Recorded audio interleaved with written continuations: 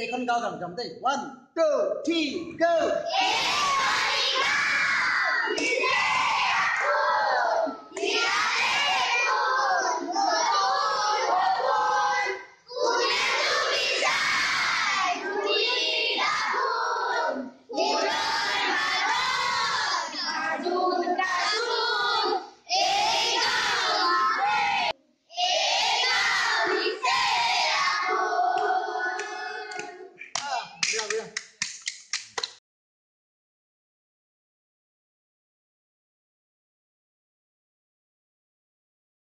মই কলে ভুমুৰাই ফুল হৰুৱাই দিবই দিব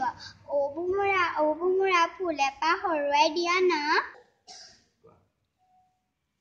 কি জগৰ গালু তহঁতৰ ঘৰৰ শিলিখা গছৰ চৌকাটোত সোৱাদ আছে বুলি ফুটা কৰি সোমাইছিলুৱে বাপেৰে দিলে নহয় কেৰাচিন তেল ঢালি তহঁত মানুহ জাতিটো এনেই তেলিয়া এতিয়া ফুল হোৱাই দিব লাগে বাবে মোৰ মাতটো ভাল লগা হ'ল ফুল এপাহত পৰিম গৈ মানুহে চেব ঐ বুমাটো খেদ আচলতে বোকাঘাট মোৰ কাৰণে এখন দ্বিতীয় ঘৰ মোৰ ঘৰ যিহেতু নগাঁৱত